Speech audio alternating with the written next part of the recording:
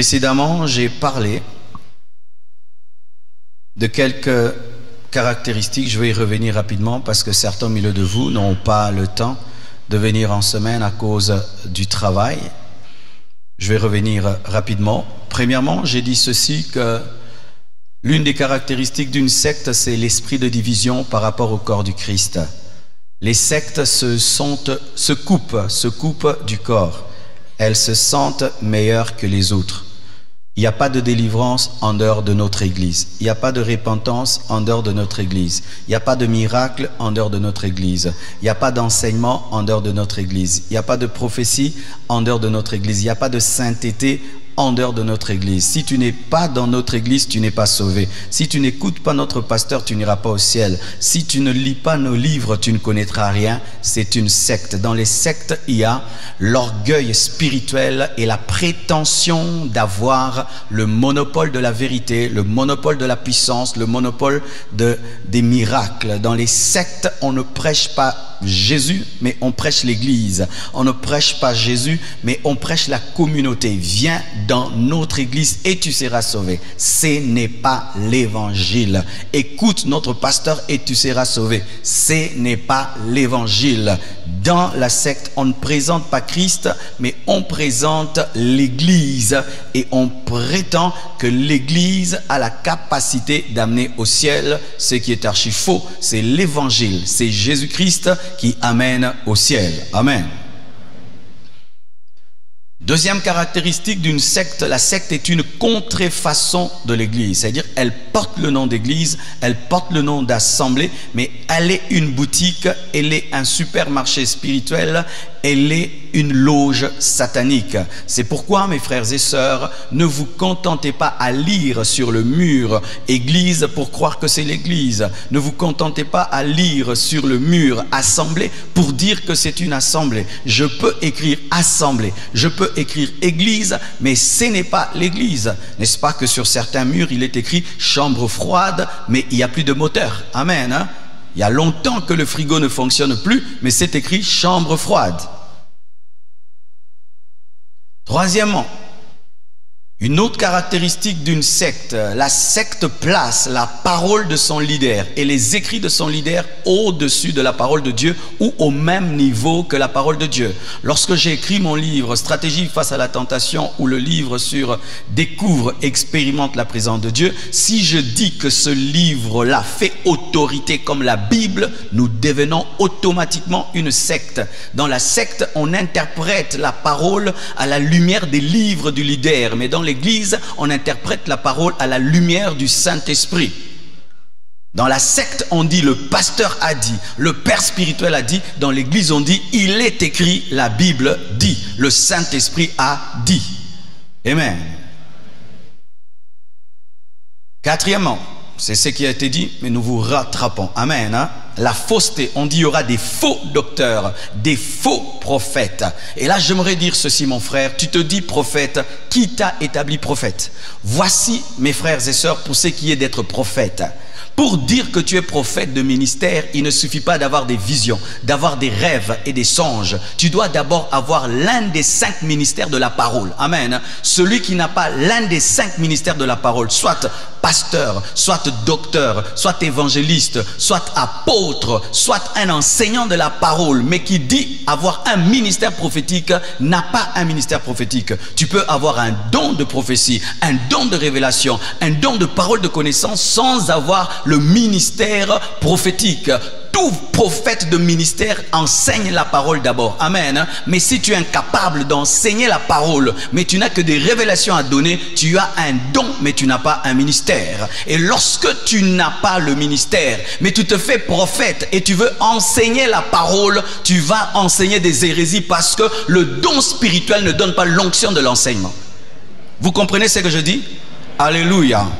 Et pareil aussi pour le docteur. On ne devient pas docteur au fur des années. Il y a des gens qui pensent qu'on commence comme évangéliste. Quand on grandit, on devient pasteur. Quand on grandit, on devient docteur. Quand on grandit, on devient apôtre. Comme si les 5 ministères sont des échelonnements spirituels, alors que les 5 ministères sont des appels. Quand Dieu t'appelle docteur, tu es docteur le même jour où il t'a appelé. Amen. Hein? Ce n'est pas que tu deviendras docteur le jour que tu auras une licence en théologie ou que l'église grandira. Le jour où il t'appelle, tu es docteur. La Bible nous dit que dans l'église primitive, il y avait des docteurs et des prophètes. Alléluia. Paul était déjà docteur et prophète quand on l'a consacré. Mais quand on dit je deviens docteur, je suis devenu docteur, c'est de l'orgueil et c'est de l'immaturité. J'ai grandi, moi qui suis un homme, je deviens une femme. Non, je demeure un homme même si j'ai grandi. Et écoutez encore, nous pensons que l'évangéliste ne connaît pas la parole de Dieu. Non, il y a des évangélistes qui maîtrisent les Écritures. Jimmy Swaggart était un évangéliste, mais quand il enseigne, c'est comme un docteur. Mais qu'est-ce que nous pensons? Lorsque l'évangéliste commence à maîtriser les Écritures, il n'est plus évangéliste, il est devenu docteur. Non, tu es un évangéliste qui maîtrise les Écritures. Alléluia. L'école biblique ne donne pas le ministère doctoral. Amen. C'est l'onction qui te donne le ministère doctoral. Mais tu fais maintenant l'école biblique et la théologie pour aiguiser ton ministère, mais pas pour avoir un ministère. Alléluia. Écoutez encore. Des faux docteurs, des faux prophètes. Les sectes sont caractérisées par des faussetés. La fausseté dans l'enseignement. Un enseignement qui n'est pas néo-testamentaire. Les fausses prophéties et les faux miracles. Je ne vais pas revenir sur tout ce que j'ai dit, mais j'aimerais quand même clarifier une chose en matière de prophétie. Je ne crois pas que le Saint-Esprit soit monotone pour faire que tous les prophètes prophétisent de la même manière. Amen. Et aujourd'hui, c'est que je remarque, un vent a commencé au Zimbabwe, il a touché maintenant le monde, tout le monde prophétise pareil. Tout le monde commence par le numéro de téléphone, par la première lettre de ton nom et par la dernière lettre de ton nom et puis par ton grand-père et par l'adresse de ta maison et puis par la couleur de la porte. Non, cette monotonie n'est pas de Dieu. Vous tous qui prophétisez ainsi, allez revoir cela devant Dieu, allez prier. Amen. Hein? Voyez ici, nous avons tous prêché sur les signes des temps de la fin. Chacun a prêché à sa manière avec son onction parce que l'onction est particulière. Mais lorsque tout le monde commence toujours par le numéro de téléphone et puis par le nom de ton oncle et puis par l'adresse de ta maison et puis tu dis rien, ça c'est une onction de Facebook. Voici. Tu me donnes mon nom. Ok, je m'appelle Marcelo, je le savais déjà. Tu me donnes mon numéro de téléphone, je le savais déjà. Tu me dis que mon père s'appelle Tounasi, je le savais déjà. Qu'est-ce que tu as dit? Tu n'as rien dit. Commence maintenant à prophétiser parce que là, tu n'as pas encore prophétisé. Tu m'as dit ce que Facebook peut te donner. Et vous courez derrière des personnes qui vous disent ce que vous êtes déjà. Tu es un homme. Oh, Dieu me montre que tu es un homme. Ce n'est pas différent de me dire mon numéro de téléphone. Je vois que tu es un homme. Ton numéro de téléphone c'est elle, je vois que tu es un homme, c'est pareil, tu n'as rien dit. Le Saint-Esprit ne donne pas des détails inutiles pour les donner. Il les donne afin de préparer ton cœur à une plus grande révélation. Donne-moi l'amen. Voici comment le Saint-Esprit opère. Lorsque l'Esprit de Dieu commence à donner des grandes précisions, c'est pour préparer un grand message. Ainsi quoi, sans que tu me dises ton nom, ni le nom de ton père, ni ton adresse, je te révèle ton adresse, afin de t'ouvrir le cœur pour que tu saches que Dieu connaît tout, pour te préparer maintenant au grand message. Mais si tu t'arrêtes à me dire mon nom, là où mon père habite, et puis tu ne dis rien, ce n'est pas de Dieu, c'est de la chair, et c'est du spectacle pour le spectacle. Bien-aimés frères et sœurs, la fausseté dans les miracles, la fausseté dans les prodiges. Pour tous ceux qui veulent connaître tout ce que j'ai enseigné vendredi, j'ai vraiment beaucoup parlé à ce sujet. Je vous prierai d'avoir cet enseignement sur Internet, c'est gratuit, sur notre application, ou même de faire la commande gratuitement après ce culte. Le reniement de Christ est l'un des signes des sectes, l'abandon de Christ. La foule fanatique. Bien-aimés frères et sœurs, nous ne sommes pas une bonne église parce qu'aujourd'hui on atteint 6000 membres. 6000 membres vraiment comptés. Dans les 3 cultes, nous atteignons 6000 personnes. Mais sachez mes frères que 6000 personnes n'est pas synonyme de vérité. Car des fois, bien aimés, les mouches sont attirées par les impuretés et des fois la foule est attirée par des faux enseignements. Une église n'est pas grande parce qu'elle est répandue dans le monde entier et parce qu'elle fait des foules. Parce que les fausses doctrines font aussi des foules. Et la Bible dit que l'un des signes des temps de la fin, c'est qu'il y aura des foules derrière la fausseté, derrière les mensonges. Les foules sont aussi les signes des sectes. La séduction, l'esprit séducteur, où on te prêche des dogmes que tu ne dois pas vérifier. Marie n'est pas morte, elle a connu l'Assomption. Amen, dites amen, amen. Tu as vu où? J'ai pas vu. C'est écrit où? C'est pas écrit. Mais comme le pasteur a dit, c'est écrit. Ce n'est pas écrit. Dans la séduction, on ne te permet pas d'ouvrir la Bible pour vérifier la Bible. On ne te permet pas de présenter les versets à celui qui te prêche. Dans l'église véritable, le fidèle a le droit de présenter les Écritures au prédicateur. C'est que tu m'as dit et où? Parce que moi j'ai lu qu'il est interdit de prier les morts. La séduction. La séduction, c'est aussi lorsque nous commençons vraiment, réellement à devenir sexy pour convaincre les gens. C'est-à-dire des prédicateurs sexy. Sexy. Concordant la chaussette rose, à la veste rose et à la cravate rose avec du labello sur les lèvres. Oh non, nous ne sommes pas des vedettes. Amen, hein? Nous ne sommes pas des vedettes et vous ne serez pas convaincus par ma beauté. Le pasteur est beau, je prie là-bas. Non, ma beauté ne va pas t'amener au ciel. Ma beauté, c'est pour ma femme. Donne-moi la main, je pars. Je prie dans cette église-là. Le pasteur, là, il s'habille bien. Vraiment, tu devais être derrière les musiciens. Ainsi, nous préparons très longtemps nos vestes et moins longtemps nos prédications. Repassant la veste pendant 2 heures du temps, mais méditant pendant 1 minute. Très beau, mais avec une vilaine prédication. Des choristes habillés comme des prostituées. Voyez comme la chantre s'est habillée. Que Dieu vous bénisse, acclamons-la. Je ne crois pas en certaines chaînes aujourd'hui soi-disant chrétiennes ou gospel ceci, gospel cela. Tu regardes les clips, tu te dis ça c'est le diable ou c'est Jésus. On chante Jésus, mais si tu éteins ou bien tu enlèves le son, le clip est charnel, est charnel, est charnel. Nous pensons que c'est en ressemblant au monde qu'on va gagner les jeunes. Non, les jeunes ont besoin du christianisme authentique. Ils n'ont pas besoin qu'on puisse ressembler aux païens. Aussi, nous faisons comme eux, ils vont venir. Moi, j'étais dans ces choses-là. Moi, j'étais dans la musique du monde. J'étais un smurfeur. Oh, mais t'as besoin de l'eau. Tu vois la démonstration? Je faisais ça. Breakdance, je faisais les breakdance et tout.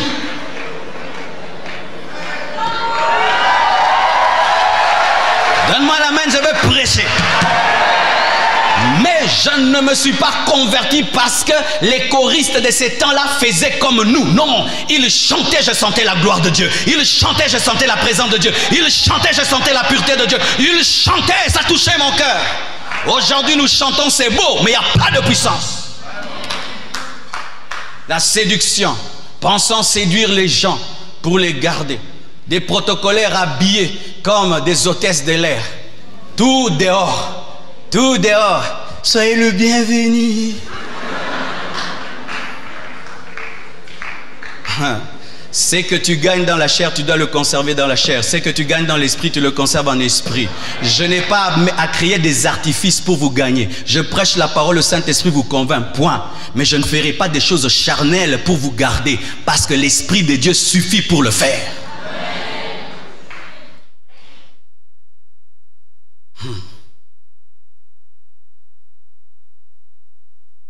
Des loups ravisseurs. La Bible dit, ils auront l'extérieur, l'apparence des brebis, mais ce seront des loups avec l'apparence des brebis. La brebis est douce, elle est tendre, innocente, mais le loup dévore, il effraie. Des loups ravisseurs qui effrayent. Voici encore une autre caractéristique d'une secte, c'est que le leader n'est pas un berger, mais c'est un loup avec une peau de brebis. Une autorité exagérée. On a peur du leader. C'est pas qu'on l'aime. On a peur du pasteur. Quand il entre Tout le monde au garde de vous. On arrête de chanter, on arrête d'adorer Dieu, c'est lui. Les fidèles dans sa présence ne commettent pas le péché, mais quand il n'est pas là, ils font n'importe quoi. Un terroriste, un dictateur à l'église, mais les serviteurs de Dieu. C'est pourquoi je suis contre ces grosses chaises dans les églises où les pasteurs s'assiedent comme s'ils sont des rois des rois. Oh non, l'honneur, oui, mais n'exagérons pas. Nous sommes des hommes. Quand vous me mettez ici une grosse chaise là-bas, vraiment ici, ici. Ici. Tonton pasteur. Tu vois, quand on chante, tu trouves que toi tu peux plus chanter. Quand on dit amen, toi tu peux plus dire amen. Pourquoi? Tu es sur le trône avec l'Éternel. Non, non, non. Même si tu es pasteur, tu es un homme. Même si tu es pasteur, tu es un homme. Même si tu es pasteur, tu es un enfant de Dieu comme les autres. On doit t'honorer, te respecter, mais tu ne dois pas prendre la place de Dieu. Bien-aimé, il y a un homme dans ce pays que moi j'ai observé, l'homme de Dieu Verneau. Il a fait l'un des plus grands travaux dans toute cette nation et il est mort dans la sainteté parce qu'il voulait toujours demeurer un enfant de Dieu. Quand tu commences à oublier que tu as été sauvé par grâce, lavé de tes péchés par grâce et tu commences à te comporter comme si toi tu es vice-Dieu, tu périras, tu quitteras le chemin. Et des fois ce sont vous les fidèles qui nous encensez. Pasteur, ta chaise là, ça ne suffit pas. J'étais dans telle église, j'ai vu une grosse là, j'étais là aussi acheté.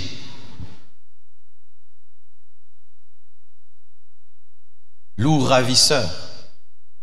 Mais j'aimerais quand même dire ceci. Il est vrai que les hommes de Dieu ne doivent pas prendre la place de Dieu, mais nous devons les respecter. Car des fois aussi, lorsque nous enseignons de telles choses, certains tombent dans le piège. Alors dans une autre extrême, de dire, ok, c'est un homme comme nous. Oui, c'est un homme comme vous, mais Dieu l'a établi sur toi. C'est une autorité spirituelle. Autant ton père prend soin de toi dans l'amour, mais tu le respectes. Autant aussi ton pasteur est un père spirituel qui prend soin de toi dans l'amour, mais tu dois le respecter comme tu respectes ton père. Mes enfants, je les serre dans mes bras, ils viennent dans mon lit, on joue, on blague. Mais quand je dis allez dormir, ils vont dormir. Allez, donnez vos téléphones, ils donnent. Éteignez tout, éteignez. Mais on vient de rire, mais directement quand je donne un ordre, ils font.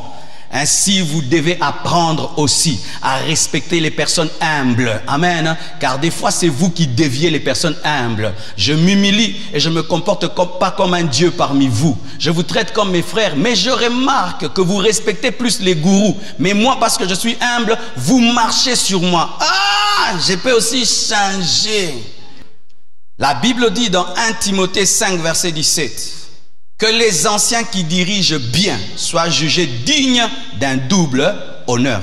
C'est Paul qui dit double honneur. Lorsque quelqu'un dirige bien, vous devez l'honorer. Amen. Quand quelqu'un dirige bien l'église, vous donnez 30 000 $, vous voyez le travail de 30 000 $, vous donnez l'argent de la parcelle, il achète la parcelle. Amen. Vous donnez l'argent des baffles, il achète les baffles, vous devez l'honorer. Amen. Depuis que je suis pasteur, ça fait 20 ans, vous ne m'avez même pas acheté une moto.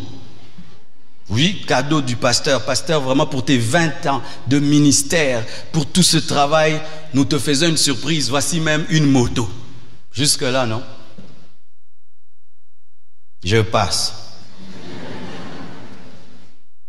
Mais Dieu me donnera toujours. J'en manquerai jamais parce qu'il est fidèle. Mais vous aussi, des fois, vous devez vous poser des questions. C'est bien, il enseigne bien et tout. Vous savez que l'année passée, ici, c'était un chantier bizarre. Si on vous montre des photos, à la même période, l'année passée, comment c'était vilain ici. Et en une année, au Congo, en une année, 365 jours, avec les offrandes que nous recevons, tout ceci, tout ceci, tout cela, tout ceci a été fait. Et jamais les gens disent, pasteur, vraiment.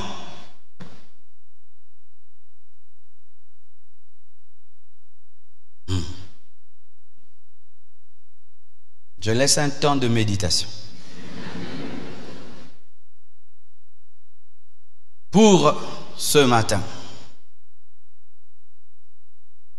Voici, la Bible dit, à cause de la voix de la vérité sera calomniée, à cause de la voix de la vérité sera calomniée à cause d'eux. Voici une autre caractéristique des sectes. Les sectes et leurs leaders amènent le scandale et la honte sur le corps du Christ. Elles deviennent un frein pour l'évangélisation à cause des scandales. C'est pourquoi, mes frères et sœurs, si dans une église on ne peut suspendre le leader, c'est une secte. Car celui qui amène le scandale doit être suspendu. Amen. Hein? Dans une secte, on ne peut pas suspendre le pasteur. Dans une secte, le pasteur peut suspendre tout le monde, mais lui, il est intouchable. Il peut commettre des choses scandaleuses, connues par tous, divorcer 4 fois, mais continuer à prêcher, avoir 7 femmes et continuer à prêcher. On sait que le pasteur entretient une femme dans tel endroit, lui acheter même une maison. On continue à venir, les anciens ne disent rien. Ils changent la doctrine et rechangent la doctrine et personne ne le suit pour dire, mais tu es en train de corriger la parole. Personne, il continue, c'est une secte. Dans l'église, l'homme de Dieu doit être un modèle et on ne prêche pas seulement parce qu'on connaît, on prêche parce qu'on est un modèle. Lorsqu'un homme cesse d'être un modèle, il n'est plus digne de prêcher l'évangile. J'aime un pasteur dans ce pays-ci, il prêchait ceci: si tu ne diriges pas bien ta maison, tu ne peux diriger la maison de Dieu. Et pour cela, il a suspendu beaucoup d'anciens dans l'église dont les familles n'étaient pas bonnes. Et un jour, qu'est-ce qui lui est arrivé? Sa propre fille a été engrossée. Vous imaginez, la fille du pasteur engrossée à l'église. Vous savez ce que le pasteur a fait? Il est venu lui-même à la chair. Il a dit, je ne suis pas digne de vous enseigner. J'ai suspendu dans cette église des gens parce que leurs enfants avaient fait ceci, cela. Et ma propre fille a été engrossée. Je ne peux plus prêcher. C'est parmi les plus grandes églises de cette ville. Il s'est suspendu lui-même, il s'est assis pendant des années. 1 année je crois. Et les gens prêchaient, lui s'asseyait là. Il venait à l'église et il écoutait. Ce n'est pas qu'il a commis le mal ou le péché. Comme lui avait suspendu des gens, pour cela, il s'est suspendu lui-même. Et un jour, une délégation devait venir du monde pour prêcher dans son église. Et malgré les visiteurs internationaux, il était prêt à s'asseoir et ne pas prêcher. Les anciens de l'église se réunissent et l'appellent. Ils lui disent, pasteur, nous levons ta suspension. Prêche la parole, tu es un vrai serviteur. Cet homme, lorsqu'il est revenu à la chair, il a prêché avec autorité parce qu'il a accompli lui-même ce qu'il prêchait. Mais quand un homme va de scandale en scandale, en scandale et en scandale, mais il continue à prêcher et il y a des adeptes, c'est une secte. C'est une secte.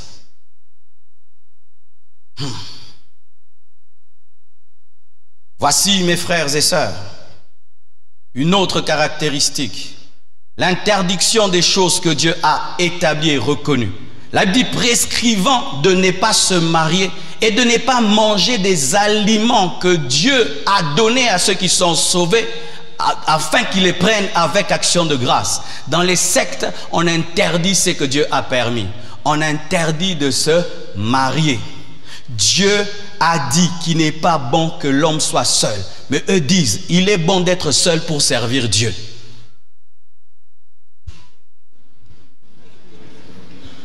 Si tu es célibataire, tu seras un meilleur serviteur de Dieu. Mais si tu te maries, les enfants et la femme vont te déranger. Ainsi, étant donné qu'on vous fait célibataire sans que vous ayez le don de célibat, vous allez tricher, tomber dans l'homosexualité, dans la pédophilie et dans la masturbation. La Bible ne dit pas que pour servir Dieu à un haut niveau, tu dois être célibataire. Dieu a donné à certains le don de célibat, mais d'autres n'en ont pas. Et la plupart n'ont pas le don de célibat. La plupart d'entre nous, nous devons servir Dieu en étant mariés. Mais lorsqu'on généralise une particularité et elle devient une doctrine pour servir Dieu, c'est une secte.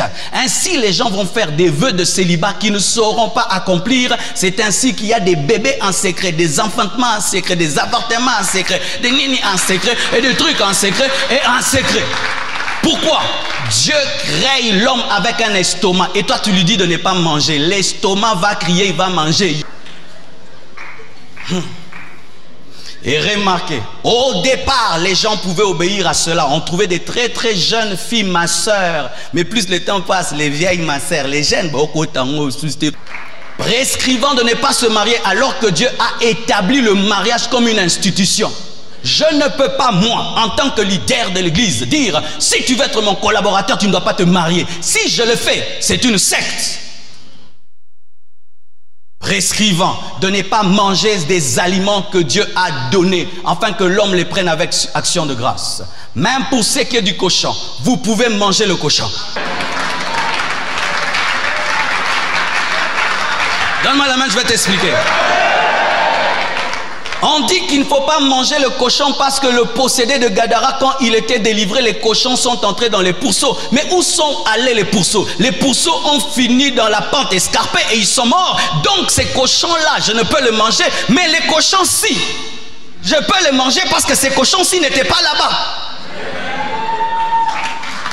Mangez le cochon. Mangez le cochon. Mangez le boudin. Mais moi, je ne mange pas le cochon. Je ne mange pas le cochon. Je mangeais le cochon, j'ai arrêté de manger le cochon. Pas pour des bases spirituelles, mais pour seulement l'alimentation. J'ai découvert qu'il y a beaucoup de microbes, pas beaucoup de démons. Pourquoi? Il a été démontré que le cochon est un animal qui a un système digestif le plus court. Ce qui fait que les toxines, tout ce que le cochon mange finit dans sa peau. Et le cochon peut manger même son propre enfant. Et quand il mange des choses sales, cela finit dans sa peau. Et bizarrement, sa peau est trop bonne. Je ne mange pas le cochon, pas parce que ça emmène en enfer, parce que Dieu est contre. Je ne mange pas le cochon, comme je ne prends pas le Fanta et le Coca. Parce que c'est toxique, seulement pour ma santé. Mais je ne peux pas imposer, ne pas manger le cochon comme un principe spirituel. Si tu bénis ça, tu manges ça. Si tu aimes ça, jusqu'à ce que Dieu te convainque d'abandonner ça. Il n'y a pas que de la maladie dans le cochon, il y a aussi la maladie dans la viande rouge. Vrai ou faux? Il y a même du cholestérol dans la peau du poulet. Vrai ou faux? Mais vous les mangez, n'est-ce pas? Entre prendre un cochon et prendre du coca, c'est pareil. Le coca est toxique, le cochon est toxique. Je peux te donner un conseil diététique, amen, hein, sur base de la sagesse. Mon frère, le cochon n'est pas bon. Quand tu manges le cochon, ça prend des jours pour être digéré. Je te donne un conseil, c'est tout. Mais je ne peux pas donner un verset biblique, car la Bible dit, mangez de tout ce qui se vend au marché. Amen. Hein. Mon ami est allé prêcher quelque part. Vous imaginez, on le reçoit. Et les villageois lui offrent, entre guillemets, une boisson. Et c'était quoi? C'était du thé. Mais quand on lui présente le thé, il voit des choses dedans. Mais s'il ne boit pas, les gens vont croire qu'il est snob. Et c'est un quinoa qu'il est snob.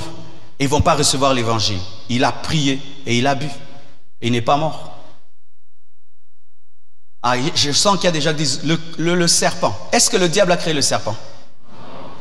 Est-ce qu'il est écrit que le diable crée le serpent? Le serpent a été créé par Dieu. Le diable est entré dans le serpent pour opérer. Les Chinois mangent le serpent. Tu ne vas pas dire que c'est un péché. C'est un régime alimentaire. Moli moi nyoka, kasi moli moi boudin.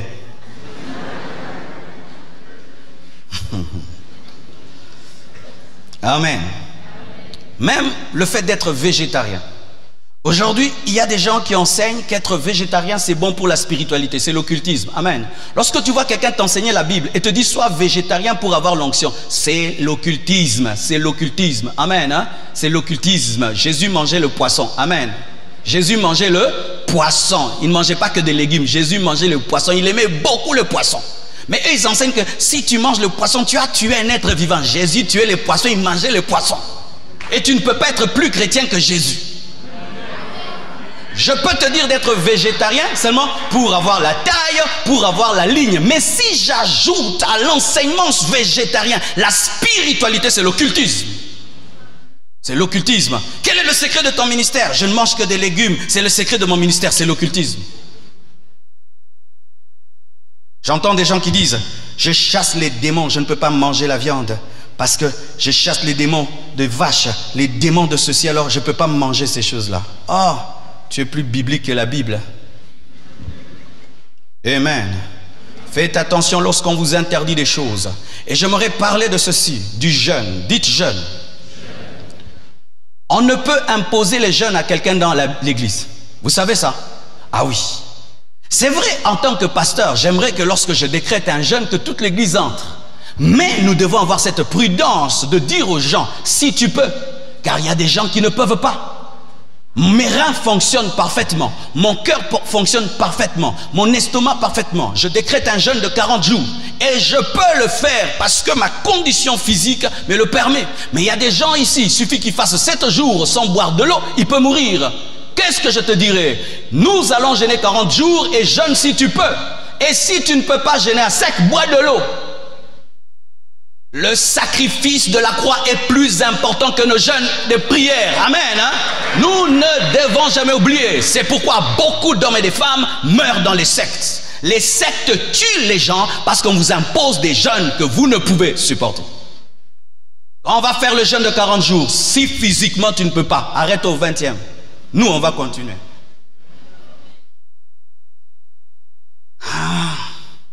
Je sens que en m'écoutant comme ça, vous le dites, ah, mais au Panzalingomba, là où il y a Jésus, il y a la liberté. C'est pourquoi certains, tu vois, il est dans le jeûne de 40 jours, il avait déjà abandonné depuis le 10e jour, mais on continue. J'en ai vu un jour une fois là. On est en train de jeûner, lui jeûne, puis me regarde, il est en colère contre moi, il ouvre ses yeux, me regarde, il veut me...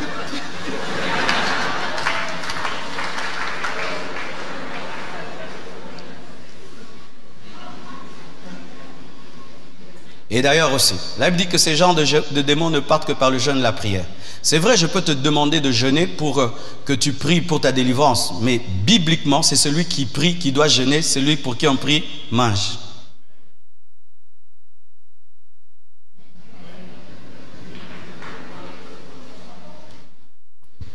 Je sens quelque chose. Malembe. Jésus descend et il chasse un démon. Les disciples lui disent, comment tu as pu et nous n'avons pas pu? Il dit, ces genres de démons-ci ne partent que par le jeûne et la prière. Il disait à qui de jeûner? Aux lunatiques ou aux disciples? C'est à toi de jeûner, pas de faire jeûner celui qui est malade. Lui, tu dois le porter dans ton onction et dans ta foi. Mais si lui aussi veut jeûner, il peut jeûner, le fait. Mais la première personne qui jeûne pour une délivrance, ce n'est pas le délivré, c'est le délivreur. Car certains démons, il faut que tu aies une vie de jeûne de 40 jours. Maintenant, lui, il est faible, il ne peut pas faire un jeûne de 40 jours. Maintenant, tu l'amènes un jeûne de 40 jours et puis il meurt. Mais toi, tu as la capacité de faire ça, tu jeûnes et puis tu libères la puissance. Lorsque nous faisons des croisades, nous jeûnons, n'est-ce pas? Et puis quand nous arrivons à la croisade, est-ce qu'on dit aux gens de jeûner? Nous venons avec cette puissance et nous les libérons. C'est ça la Bible. Vous voyez, le problème, c'est que nous sommes tellement habitués à entendre autre chose que la Bible, que quand la Bible est présentée, ça nous choque.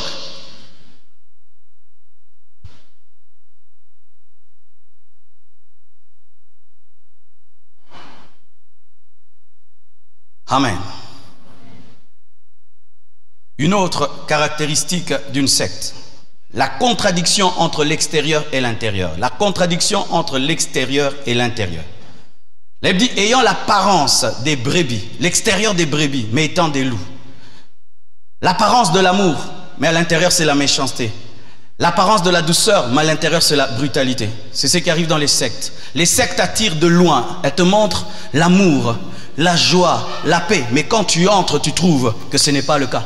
De loin, c'est un homme bien. Lorsque tu t'approches, tu sens que c'est un escroc. De loin, tu penses qu'il est ouin, mais quand tu t'approches, tu vois, il est sataniste. De loin, tu penses que c'est une bonne église. Lorsque tu entres, tu te rends compte qu'il y a un gourou.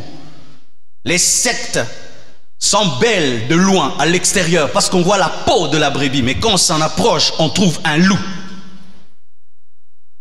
C'est pourquoi, mes frères, lorsque tu as connu un homme de Dieu au travers d'un autre homme de Dieu et tu veux te connecter à l'autre homme de Dieu, passe par l'homme de Dieu qui te l'a présenté, car il se peut qu'il a découvert que c'est un loup. Des fois, les fidèles, vous commettez cette erreur. Je vous présente un serviteur de Dieu et vous voulez vous connecter à lui. Au lieu de revenir passer par moi pour me le dire, afin que je puisse vous mettre à jour, parce qu'il y a des mises à jour des révélations. Et je peux dire, je pensais que, mais j'ai découvert que. Certains jeunes, ils ont fait ça. Ils ont rencontré un homme de Dieu au travers de moi. Ils ont sauté et ils sont allés vers lui et ils ont découvert que c'est un escroc. Un homme qui peut mentir, un homme qui peut injurier les gens comme ça. Mais l'apparence, c'est un homme doux, un homme humble, mais capable d'insulter. C'est pourquoi, mes frères, quand quelqu'un te présente un serviteur, reviens vers lui afin que tu lui dises « Je veux me connecter à tel ». Il peut te dire « Je viens de découvrir que c'est un faux ».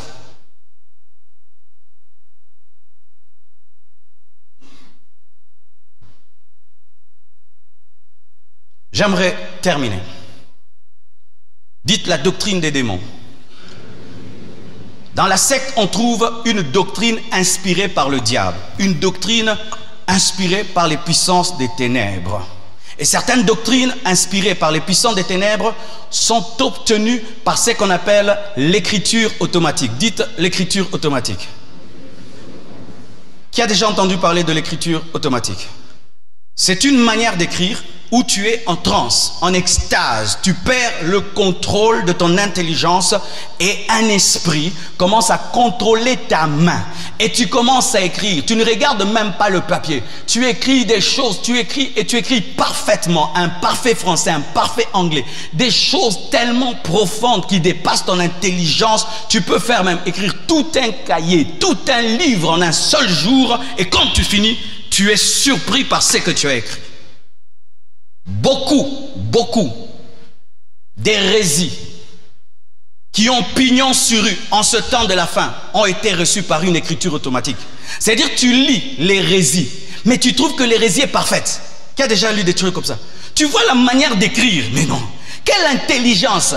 Et la personne qui écrit, tu te dis, mais tu as étudié où pour trouver ça? Ça dépasse ses capacités. C'est l'écriture automatique. Les apôtres n'ont pas écrit la Bible avec l'écriture automatique. Ils recevaient l'inspiration et il y a des gens qui écrivaient. Amen. Hein? L'intelligence humaine aussi a contribué. Comment? Par l'écriture automatique. L'esprit touche ton esprit et touche ton corps, mais ne passe pas par ton âme. Alors qu'il est important que ça passe par ton âme parce que ton intelligence et ta volonté est au niveau de l'âme. Tout ce qui traverse ton esprit, touche ton corps, sans passer par ton esprit est dangereux. Pourquoi? Tu n'as pas la capacité de discerner et de savoir quel esprit t'anime. Je me suis réveillé et j'ai écrit un livre. Attention, démoniaque.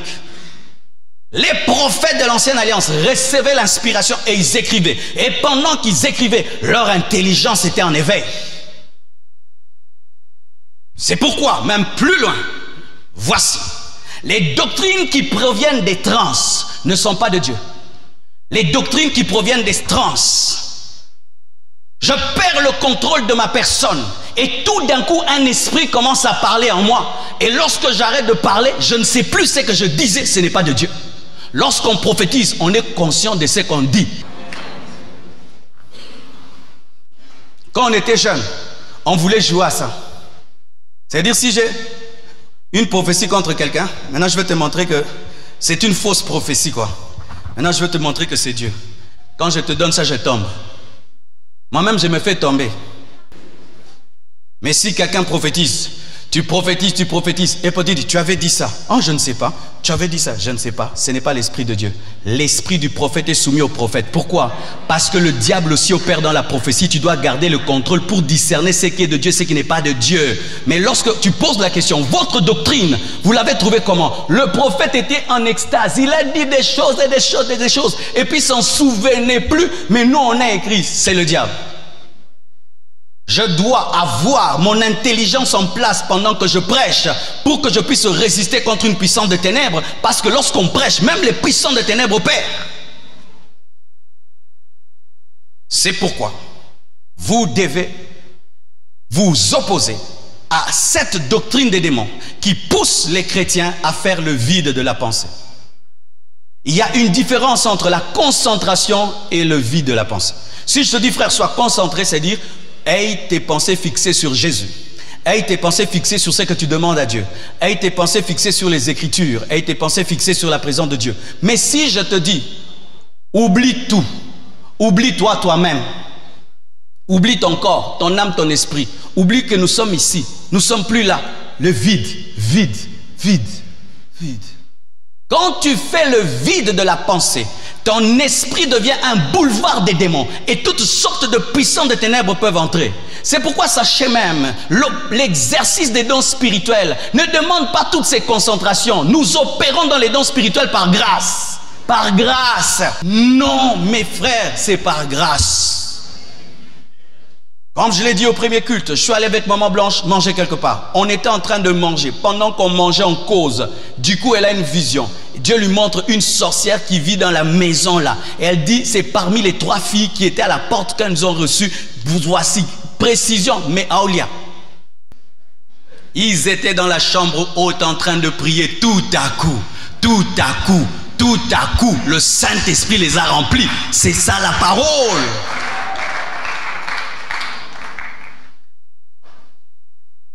Terminons.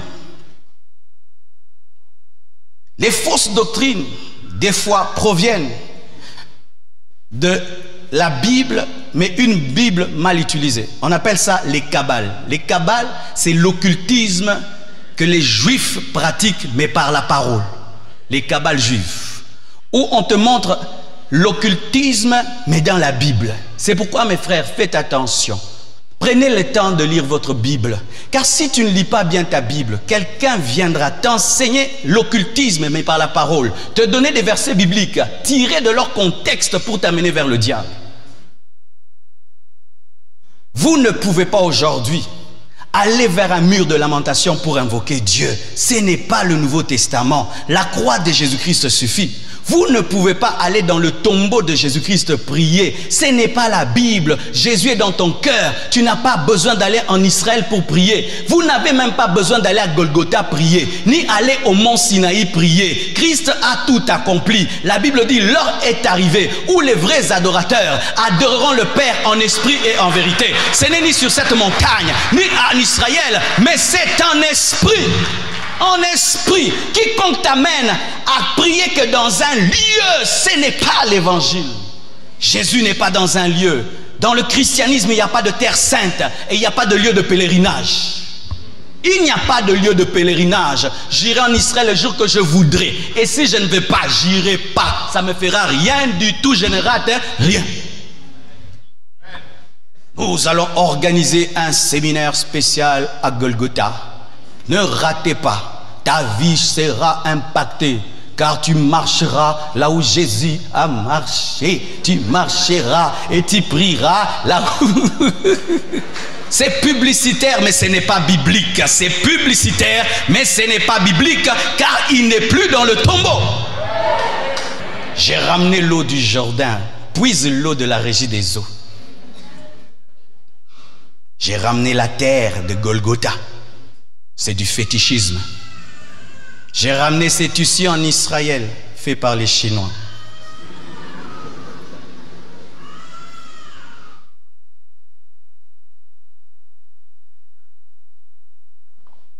Voici mes frères. En terminant cet enseignement, j'aimerais répondre quand même à une question très importante ces derniers temps.